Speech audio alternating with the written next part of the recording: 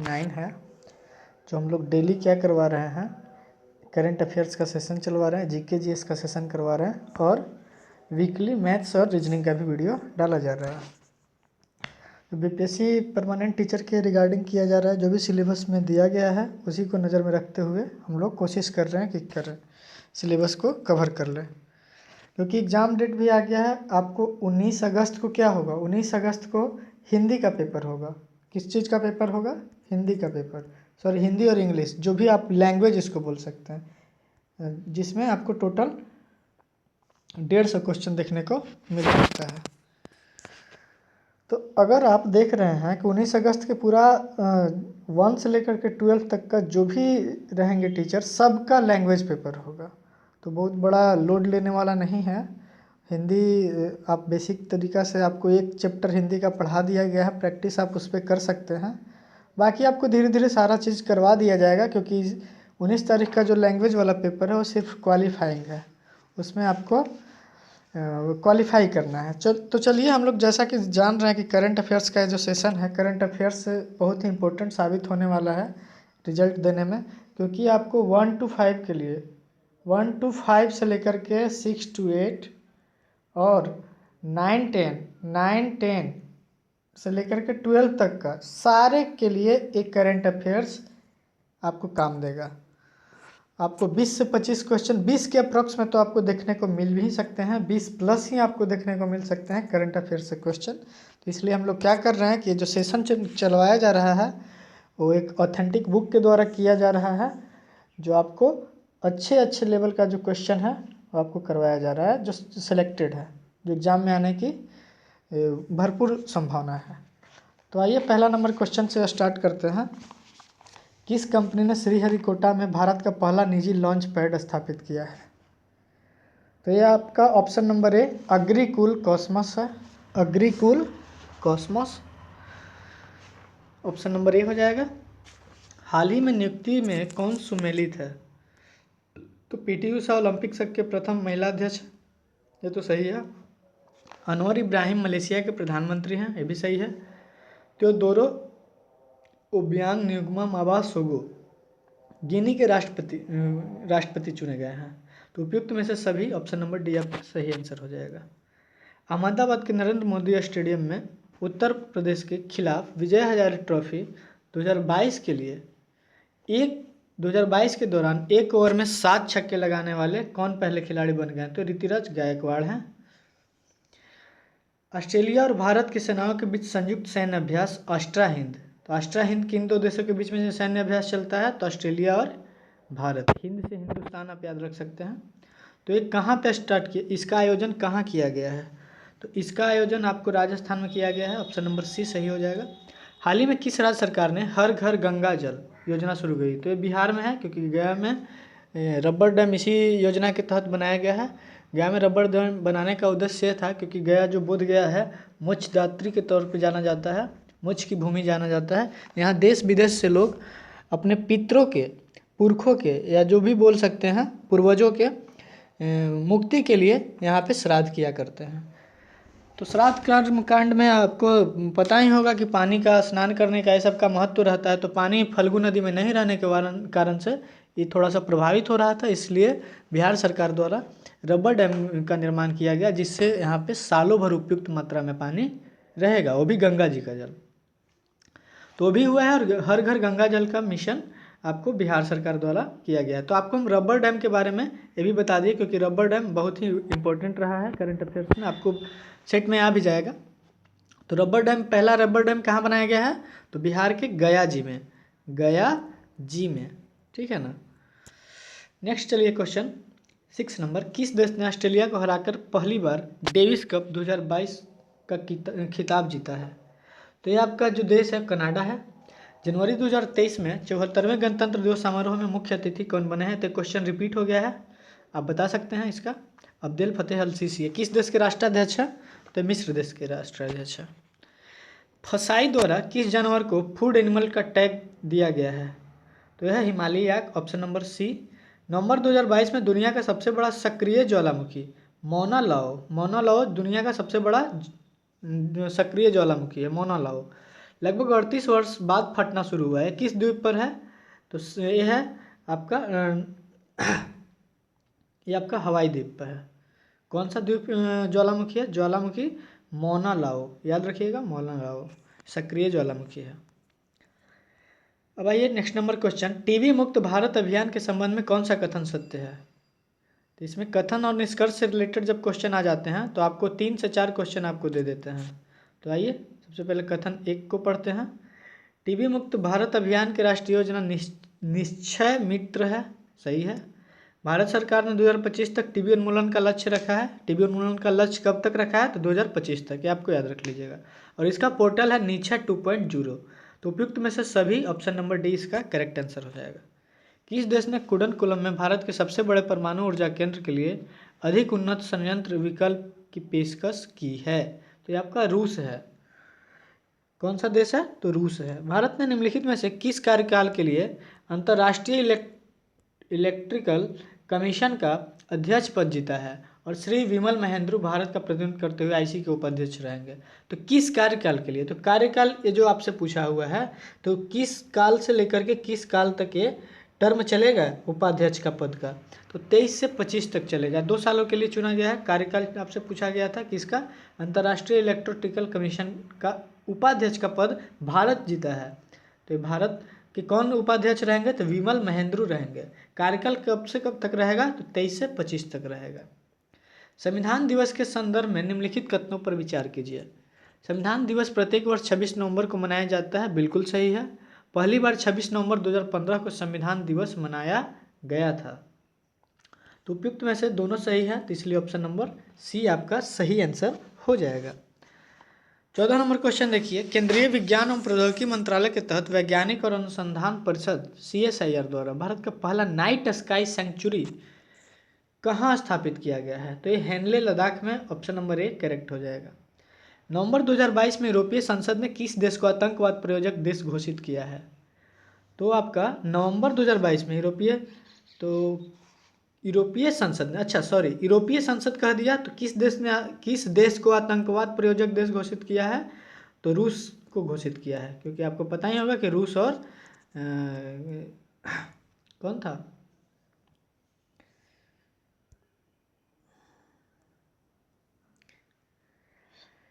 Next question देखिए, EOS 6 mission के संदर्भ में निम्नलिखित कथनों पर विचार कीजिए। इसे PSLV C-54 रॉकेट से प्रक्षेपण किया गया। EOS 6 ओशन सेट श्रृंखला में तीसरी पीढ़ी का उपग्रह है, देख लीजिएगा ये चीज़। इसे 26 नवंबर 2022 को लॉन्च किया गया था। तो ये ऑप्शन नंबर तीनों इसका सही है, तो ऑप्शन आपका डी करेक्ट हो जाएगा। 1, 2 और 3 कथन सही है। निम्नलिखित में से किन 2 देशों के नौसेना के बीच द्विपक्षीय अभ्यास नासिम अल बहार नौसेना जो एक किसका है? तो नौसेनाओं का द्विपक्षीय अभ्यास है। तो नासिम अल बहार जो है, अ से अल और अ से ओमान, आप याद रखिए, तो भारत और ओमान। विश्व सिनेमा के इतिहास में संस्कृत भाषा में प्रथम विज्ञान वृत्तचित्र का नाम क्या है? प्रथम विश्व सिनेमा के इतिहास में संस्कृत भाषा में, किस भाषा में? तो संस्कृत भाषा में प्रथम विज्ञान वृत्त चित्र का क्या नाम है? तो इसका नाम यानम है। ऑप्शन नंबर डी इसका सही हो जाएगा। 20 नंबर क्वेश्चन देखिए, हाल ही में अपने सभी जिलों में जियो 5G सेवाएं प्राप्त करने वाला पहला भारतीय राज्य कौन बन गया है? तो आपका गुजरात हो गया है। G20 शेरपा बैठक के संबंध में कौन सा कथन सत्य है? तो इसका अध्यक्षता भारत की अध्यक्षता में राजस्थान के उदयपुर में G20 शेरपा की बैठक की गई। तो G20 शेरपा की अध्यक्षता कौन देश किया? तो भारत किया। कहाँ पे हुआ? तो राजस्थान के उदयपुर शहर में हुआ। भारत की अध्यक्षता में पहली G20 शेरपा बैठक आयोजित की गई है, पहली बार है, इसलिए इम्पोर्टेंट हो गया है। इसकी अध्यक्षता अमिताभ कांत ने की है। इसके बाद 22 नंबर क्वेश्चन देखते हैं। तो उपयुक्त में से सभी 21 का आपका क्या आंसर हो जाएगा? डी उपयुक्त में से सभी तीनों इसका सही आंसर हो जाएगा। व्यावसायिक दूरदृष्टि के लिए 2022 के संयुक्त राष्ट्र चैंपियन ऑफ द अर्थ पुरस्कार से किस भारतीय को सम्मानित किया गया है? तो किस भारतीय को आपका नाम पूछ रहा है कि किस भारतीय को चैंपियन ऑफ द अर्थ के पुरस्कार से नवाजा गया है? तो पूर्णिमा देवी बर्मन को नवाजा गया है। साइबर स्पेस में होने वाली अवैध या अनुचित गतिविधियों के खिलाफ महिलाओं को डिजिटल रूप से कुशल और जागरूक बनाने के लिए उद्देश्य से किसके द्वारा डिजिटल शक्ति 4.0 अभियान शुरू किया गया है। तो डिजिटल 4.0 जो शक्ति कार्यक्रम है, पोर्टल है, वो आपको राष्ट्रीय महिला आयोग के द्वारा स्थापित किया गया है। तो राष्ट्रीय महिला आयोग के अध्यक्ष कौन है, आप हमें कमेंट बॉक्स में मैसेज कीजिए। आज के लिए आपका ये होमवर्क है, तो आपको पता है तो कमेंट बॉक्स में इसका आंसर बताइए कि राष्ट्रीय महिला आयोग के अध्यक्ष कौन है वर्तमान समय में। 24 नंबर क्वेश्चन देखिए, हाल ही में हुए नियुक्तियों में कौन सा सुमेलित है। तो सीवी आनंद पश्चिम बंगाल के राज्यपाल ही हैं, क्योंकि जगदीप धनखड़ को जब उपराष्ट्रपति के रूप में चुन लिया गया तो वहाँ पे राज्यपाल सीवी आनंद का कार्यभार स्टार्ट हो गया। अरुण गोयल चुनाव आयुक्त हैं, जैसा कि हम आपको पीछे के वीडियो में बता चुके हैं। मैरी कॉम भारतीय ओलंपिक संघ के एथलीट आयोग के अध्यक्ष हैं, तो इसलिए उपयुक्त में से सभी ऑप्शन नंबर डी इसका सही है। ऐसा क्वेश्चन आता है तो आपको 3 से 4 क्वेश्चन का आपको आंसर मिल जाता है, बन सकते हैं ऐसे क्वेश्चन से। तो आप इसको ज़्यादा इंपॉर्टेंट तरीका से याद करके कोशिश कीजिएगा। ये नहीं कि आपको डी याद रखना है कि उपयुक्त में से सभी ना याद रख करके आप ये सब तीनों याद रखा कीजिए। कथन वाले में ये सब में आप ध्यान दीजिएगा। नवंबर 2022 में जारी भारत जलवायु परिवर्तन प्रदर्शन सूचकांक CCPI 2023 में भारत की रैंकिंग क्या रही है। तो भारत की रैंकिंग आपका 8वां रहा है। घरेलू और अंतर्राष्ट्रीय बाजारों में पूर्वोत्तर क्षेत्र की पर्यटन क्षमता को उजागर करने के लिए उद्देश्य से पर्यटन मंत्रालय, किस मंत्रालय ने, तो पर्यटन मंत्रालय, और किस राज्य, आपसे राज्य पूछ रहा है कि पर्यटन मंत्रालय और किस राज्य के पर्यटन विभाग द्वारा संयुक्त रूप से राज्य में अंतर्राष्ट्रीय पर्यटन मार्ट का 10वां संस्करण शुरू किया गया। तो त्रिपुरा राज्य के द्वारा किया गया है समझौता करके। 27 नंबर क्वेश्चन देखिए। हाँ, सबसे पहले आप इस चैनल पे नए होंगे तो सबसे पहले आप इस चैनल को सब्सक्राइब कर लीजिएगा, लाइक कर लीजिएगा। जो भी कमेंट में आपको डेली एक क्वेश्चन दिया जाता है उसका आंसर करना ना भूलें।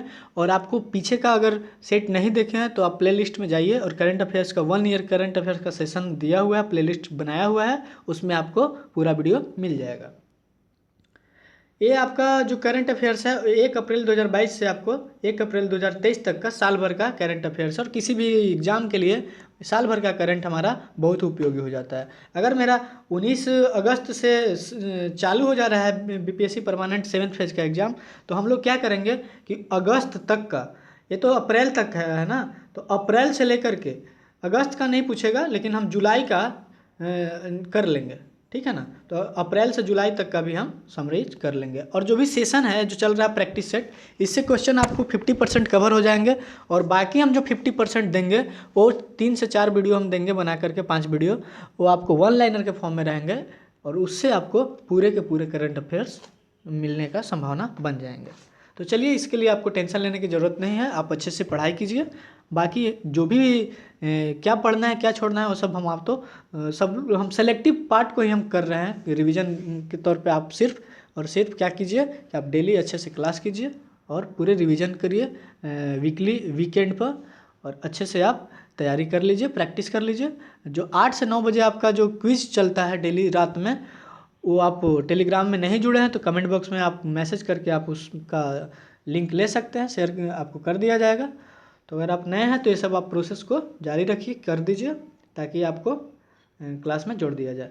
तो 27 नंबर क्वेश्चन जो है, केंद्रीय शिक्षा मंत्रालय द्वारा काशी तमिल संगम का आयोजन कहाँ किया गया, जिसका उद्घाटन प्रधानमंत्री नरेंद्र मोदी ने किया। तो एक वाराणसी में किया गया है। केंद्रीय शिक्षा मंत्रालय द्वारा काशी तमिल संगम का आयोजन कहाँ किया गया, तो वाराणसी में किया गया। भारतीय अंतरिक्ष अनुसंधान संगठन इसरो का full form Indian Space Research Organisation द्वारा देश का पहला निजी तौर पर विकसित रॉकेट का नाम बताना है, का सफल प्रक्षेपण किया गया। स्काईरूट एरोस्पेस के इस पहले मिशन को प्रारंभ नाम दिया गया। साइंस एंड टेक्नोलॉजी के फॉर्म में जो भी आविष्कार होते हैं, जो भी इन्वेंशन होते हैं या जो भी कार्य होते हैं, वो इम्पोर्टेंट हो जाते हैं एग्जाम की दृष्टि से। तो इसलिए ये क्वेश्चन आपको साइंस एंड टेक्नोलॉजी के पार्ट से आया है। तो इसका जो सही आंसर हो जाएगा वो आपका विक्रम एस हो जाएगा, ऑप्शन नंबर डी। जापान को पीछे छोड़कर दुनिया का दूसरा सबसे बड़ा कच्चा इस्पात उत्पादक देश आपका भारत बन गया है। हाल ही में ITTF Asian cup table tennis tournament में पदक जीतने वाली पहली भारतीय टेबल टेनिस खिलाड़ी आपको मनिका बत्रा। मनिका बत्रा किस खिलाड़ी हैं, किस खेल से संबंधित है, तो टेबल टेनिस से। आपको ये भी घुमा करके क्वेश्चन पूछ सकता है।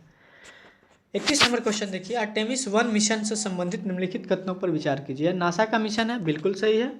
इसे ओरियन अंतरिक्ष यान से लॉन्च किया गया है। तो 1 और 2 दोनों इसका सही आंसर है। तो आपका ऑप्शन नंबर सी करेक्ट हो जाएगा। बेसिक ग्रुप के मंत्रियों ने मिस्र के शर्म अल शेख में आयोजित COP27, तो COP27 कहाँ आयोजित हुआ, तो मिस्र में, मिस्र के शर्म अल शेख एक जगह है वहीं पे। इस समूह में कौन कौन से देश शामिल हुए थे, तो आपको भारत था, ब्राज़ील था, दक्षिण अफ्रीका था और चीन था। तो ऑप्शन नंबर ए आपका करेक्ट हो जाएगा। चीन भी है, आप याद रखिएगा, चीन भी है इसमें शामिल। भारत, ब्राज़ील और दक्षिण अफ्रीका तो है।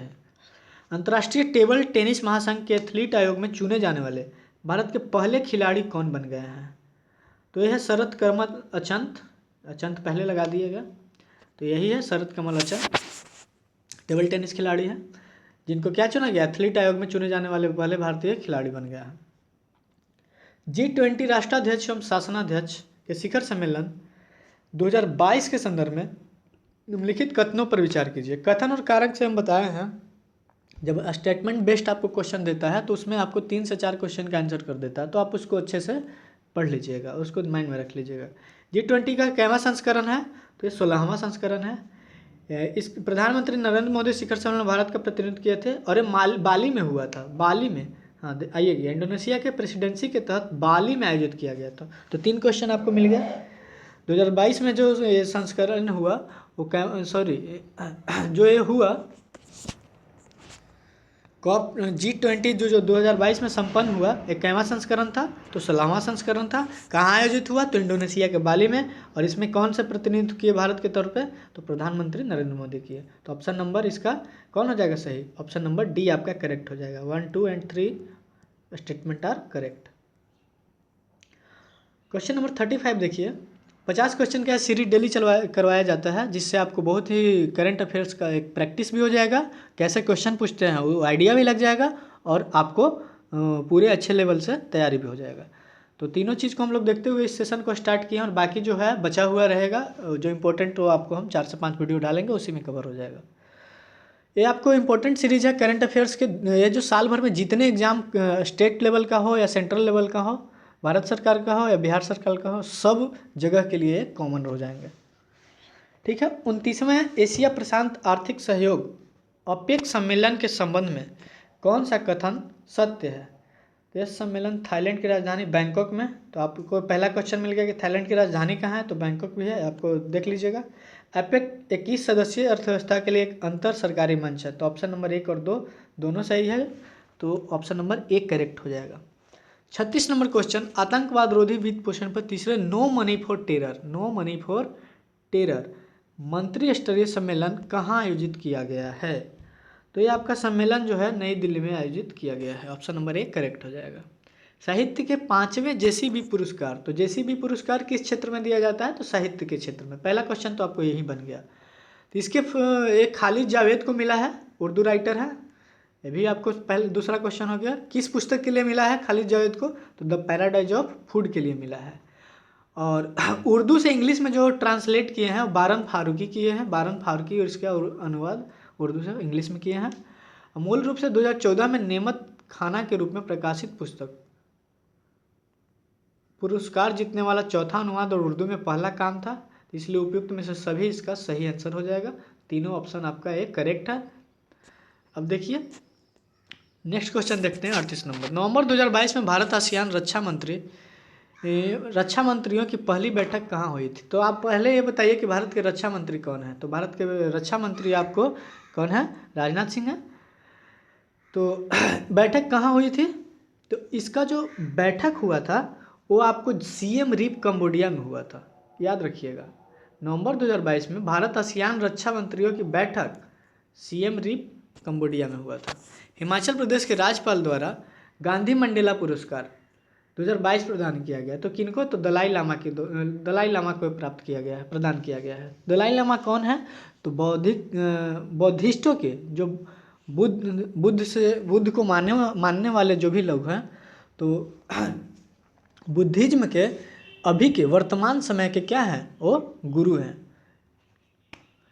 40 नंबर क्वेश्चन देखिए, हाल ही में और दलाई लामा जो है हर साल जो बुद्ध भगवान जहाँ ज्ञान प्राप्ति किए थे वो धरती का नाम है, बिहार में ही स्थित है, वो है बोध गया। और वो बोध गया में हर साल जनवरी के महीना में एक मंथ का, किस मंथ में, तो जनवरी मंथ में, ठंडे के दिनों में एक मंथ के लिए क्या करते हैं, तो काल चक्र की पूजा करते हैं।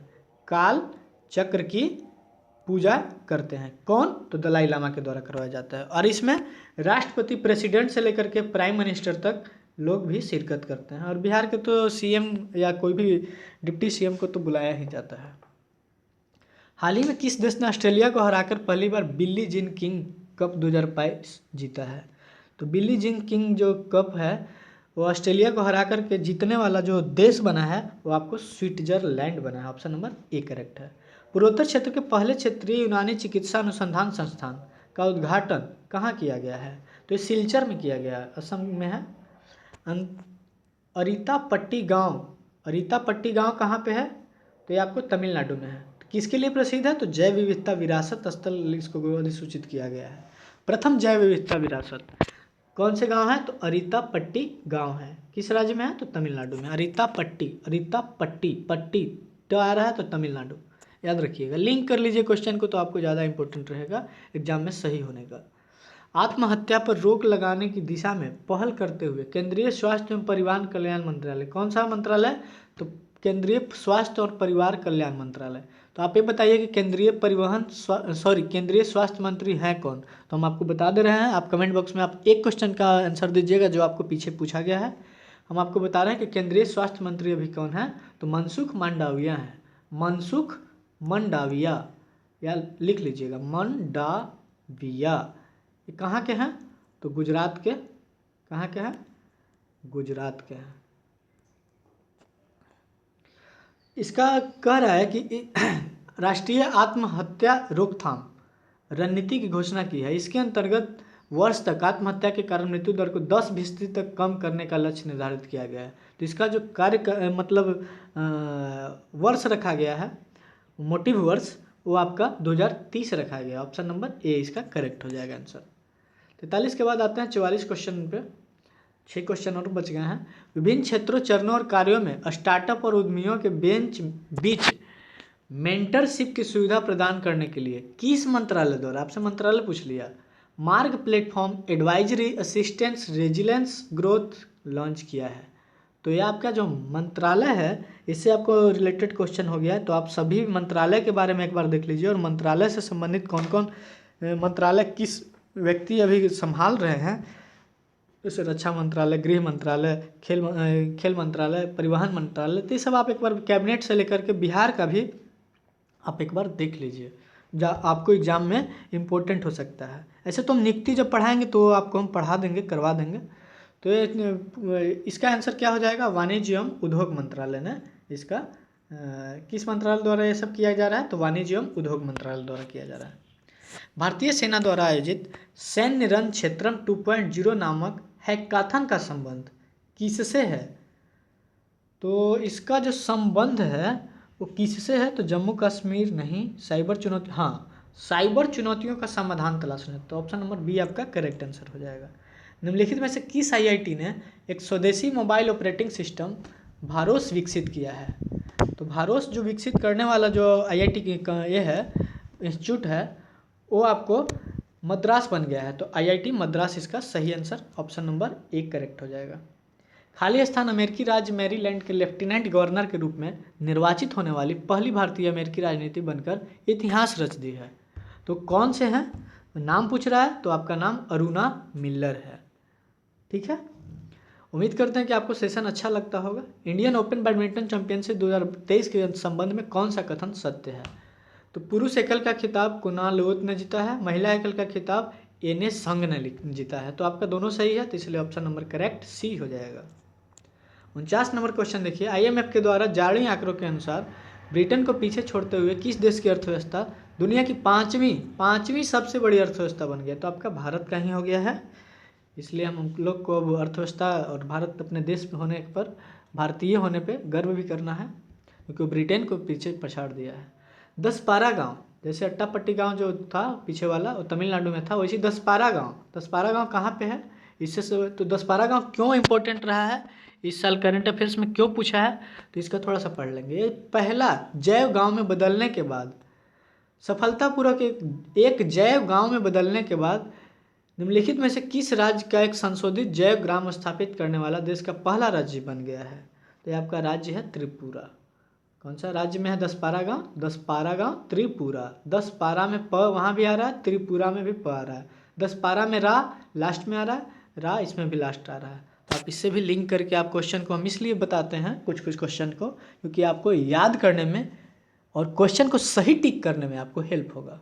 उम्मीद करते हैं सेशन आपको अच्छा लगा होगा। आप शेयर करना ना भूलेंगे अपने दोस्त सर्कल में, और अगर आप नए हैं तो प्लीज़ सब्सक्राइब कर दीजिएगा। चलिए मिलते हैं नेक्स्ट सेशन में।